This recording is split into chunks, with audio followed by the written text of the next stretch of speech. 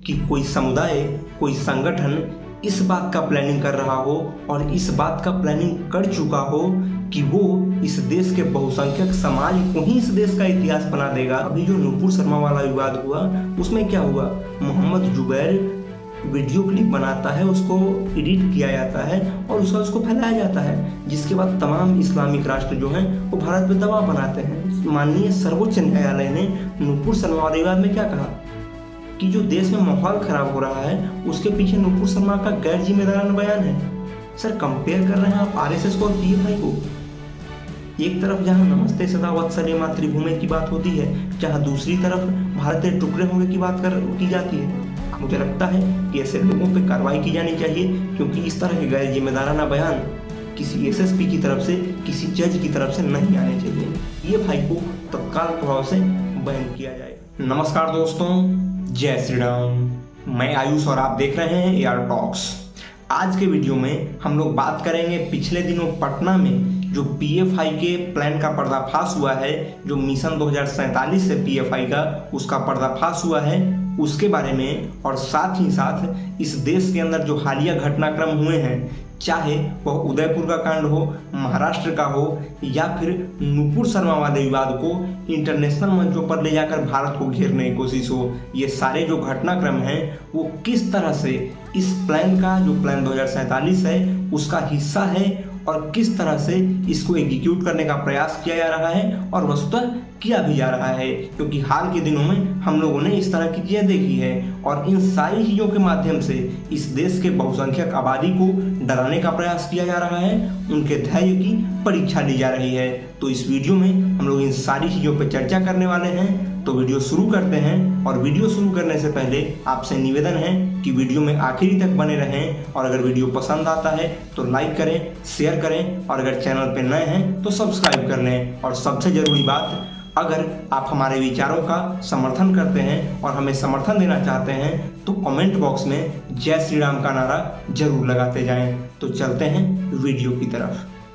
आज इस देश का हिंदू समाज, इस देश का बहुसंख्यक समाज इस बात पर चर्चा करता है कि हमारे देवी देवताओं के मजाक न उड़ाए जाएं, उनके गलत पोस्टर्स न बनाए जाएं, उन पे गलत टिप्पणियां न की जाएं, हमें शांति से रहने दिया जाए और हमें जो गलत इतिहास पढ़ाया गया है, जो हमारे पूर्वजों को इतिहास में स्थान नहीं दिया गया है, उन्हें स्थान दिया जाए। लेकिन आप सोच कर देखें कि कोई समुदाय, कोई संगठन इस बात का प्लानिंग कर रहा हो और इस बात का प्लानिंग कर चुका हो कि वो इस देश के बहुसंख्यक समाज को ही इस देश का इतिहास बना देगा, तो आप क्या करेंगे।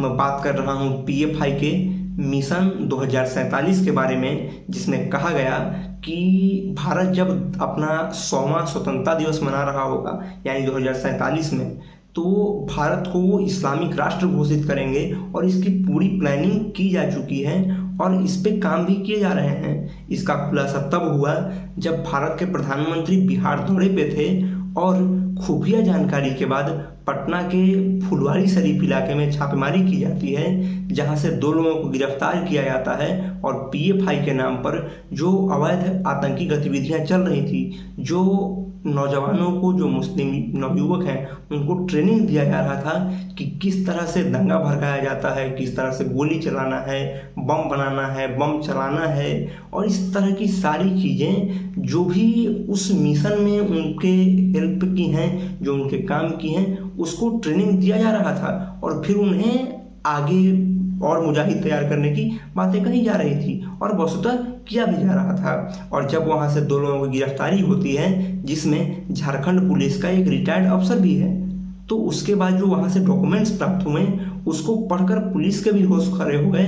और मुझे लगता है इस देश के हिंदू समाज को, इस देश के बहुसंख्यक समाज को भी उस चीज़ों को जानने के बाद इस पर विचार करने की ज़रूरत है। जो चीज़ें उसमें कही गई, मैं 2-4 चीज़ें उसमें से आपको कोट करके बताता हूँ। उसमें कहा गया कि अगर 10% मुसलमान भी पीएफआई के साथ आ जाते हैं, पीएफआई का समर्थन करते हैं, तो वो इस देश का जो डरपोक और कायर हिंदू है, जो बहुसंख्यक समाज है, उसको वो घुटने पर ला देंगे और उसको इस्लाम में कन्वर्ट कराकर इस देश को इस्लामिक राष्ट्र बनाएंगे।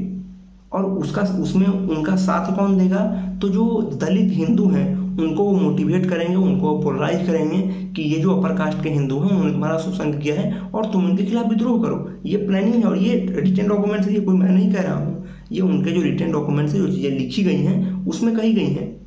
दूसरी बात जो कहा गया कि जब कभी भी वार होगा, जब कभी स्टेट के खिलाफ वो वार छेड़ेंगे तो उसमें जो इस्लामिक कंट्रीज हैं या फिर बाकी जो तुर्की वगैरह देश है, ओमान हो गए या बाकी जो भी इस्लामिक कंट्रीज हैं वो उनका समर्थन करेंगे। तो किस तरह से उनसे समर्थन लेना है, चाहे वो वेपन्स में हो, बम हो, हथियार हो या फिर पैसों के मामले में हो, तो वो लोग सपोर्ट करेंगे। ये सारी चीज़ें कही गई इसमें। मैं आपको इसका एग्जाम्पल देता हूँ। एक अभी जो नूपुर शर्मा वाला विवाद हुआ उसमें क्या हुआ, मोहम्मद जुबैर वीडियो क्लिप बनाता है, उसको एडिट किया जाता है और उसको फैलाया जाता है, जिसके बाद तमाम इस्लामिक राष्ट्र जो हैं वो भारत पे दबाव बनाते हैं। और ये इनका एजेंडा है, ये इनकी प्लानिंग है। जो दूसरी चीज़ इसमें आगे की जो कही गई कि अगर जो हत्याएं करनी है, जो लिंचिंग करनी है, जो मारना है लोगों को, जो कत्लेआम करना है, वो उसकी जो तरीका, उसका जो तरीका होगा वो विभत्स होना चाहिए। तो इसका मैं एग्जाम्पल देता हूँ कि जो कन्हैया लाल की हत्या हुई उदयपुर में, उसमें हम लोगों ने देखा है कितने भत्स तरीके से, कितने ब्रूटल तरीके से उन्हें मारा गया। तो अगर हम लोग ये सोचते हैं कि ये जो चीज़ें हैं, जो डॉक्यूमेंट्स हैं, ये हवाई बातें हैं, ये सिर्फ प्लानिंग है, तो बिल्कुल गलत है। ऐसा बिल्कुल भी नहीं है। मुझे लगता है इस पर विचार करने की ज़रूरत है, चाहे वो सरकार हो, चाहे वो हिंदू समाज हो। और इन सारी चीज़ों के अलावा जो इनके लोग हैं, चाहे वो जुडिशरी में बैठे हों, प्रशासन में बैठे हों या सरकार में हों, वो लोग समर्थन करते हैं इनका, ऐसी सोच का, ऐसी विचारधारा का। क्योंकि मैं बताता हूँ आपको, नूपुर शर्मा का जब विवाद हुआ तो माननीय सर्वोच्च न्यायालय ने क्या कहा, सर्वोच्च न्यायालय की तरफ से कहा गया कि इस देश का जो माहौल खराब हुआ है उसके लिए नूपुर शर्मा जिम्मेवार है। सर, बाकी लोग क्या शहद घोल रहे हैं समाज के अंदर? बाकी लोग क्या मंत्र पढ़ रहे हैं? वो लोग कौन सा मिठास घोलने का काम कर रहे हैं जो एक सिंगल लेडी इस देश के माहौल खराब होने के पीछे जिम्मेवार है? ये सुप्रीम कोर्ट का बयान है। दूसरी बात, अगर हम अभी की बात करें पटना वाले केस की, तो पटना के एसएसपी हैं मानवजीत सिंह ढिल्लो। उन्होंने क्या कहा कि ये जो पीएफआई का तरीका है ट्रेनिंग देने का, वो आरएसएस के जैसा है। जैसे आरएसएस के लोगों को ट्रेनिंग दी जाती है डंडा चलाने की, लाठी चलाने की, वैसे ट्रेनिंग दिया जाता है। सर, कंपेयर कर रहे हैं आप आरएसएस को और पीएफआई को। एक तरफ जहां नमस्ते सदा वत्सले मातृभूमि की बात होती है, जहां दूसरी तरफ भारतीय टुकड़े होंगे की बात की जाती है। आप कंपेयर कर रहे हैं दोनों को। आप उन दोनों को कंपेयर कर रहे हैं जो एक तरफ कश्मीर को भारत का अभिन्न अंग बताया जाता है, जिसके माध्यम से जो भारत की एकता और अखंडता की बात करता है, जो माँ भारती के सुरक्षा की बात करता है और माँ भारती के एकता अखंडता की बात करता है, और जो दूसरी तरफ भारत के टुकड़े होने की कामना करता है। आप उन दोनों संगठनों को कंपेयर कर रहे हैं। मुझे लगता है कि ऐसे लोगों पर कार्रवाई की जानी चाहिए, क्योंकि इस तरह के गैर जिम्मेदाराना बयान किसी एसएसपी की तरफ से, किसी जज की तरफ से नहीं आने चाहिए, क्योंकि इससे भी देश में, समाज के अंदर गलत मैसेज आता है। और ऐसे लोग जब ऐसा बोलते हैं तो जांच होनी चाहिए इनके बैकग्राउंड की कि ये किस एजेंडे के तहत ये सारी चीज़ें बोल रहे हैं। तो मुझे लगता है कि पीएफआई ऐसा संगठन है, चाहे बाकी ऐसे जो भी संगठन हैं, जो भी लोग ऐसी गतिविधियां करते हैं, उनके खिलाफ कड़ी से कड़ी कार्रवाई की जाए और पीएफआई को तत्काल प्रभाव से बैन किया जाए। और जो भी इसके पदाधिकारी हैं, जो भी इसमें लोग हैं, उन सभी लोगों को सजा दी जाए। और अगर नहीं दिया जाता है तो फिर से वो नए नाम के साथ बाहर आएंगे। जैसे सिमी के बैन होने के बाद पीएफआई का जन्म होता है और फिर से वही चीज़ें चल रही हैं। और आगे भी अगर ऐसा होगा तो फिर वही चीज़ें दोहराई जाएंगी जो इससे पहले की गई हैं। और मुझे लगता है कि अगर देश की सरकार, इस देश की न्याय व्यवस्था इन चीज़ों को करने में सक्षम नहीं है, तो मुझे लगता है कि इस देश का हिंदू अगर सड़कों पे आ गया, इस देश का हिंदू जिस दिन इनटॉलरेंट हो गया, जिस दिन बर्दाश्त से बाहर हो गया, जिस दिन पानी सर के ऊपर चला गया, शायद उस दिन ये जो लोग इस देश के बहुसंख्यक समाज को इतिहास बनाने की सोच रहे हैं, वो खुद ही इतिहास न बन जाएं। तो इन्हीं बातों के साथ अपने आज के इस वीडियो को यहीं पे अंत करते हैं, सरकार से ये अपील करते हुए कि पीएफआई को और ऐसे इसके लोगों को जल्द से जल्द बैन किया जाए, उन्हें सजा दी जाए। और आपसे निवेदन है कि अगर आप लोगों को मेरे विचार अच्छे लगते हैं और आप मेरे विचारों से सहमत हैं तो इस वीडियो को लाइक करें, हमारा समर्थन करें। और मिलते हैं किसी नए वीडियो के साथ। तब तक के लिए धन्यवाद। जय श्री राम।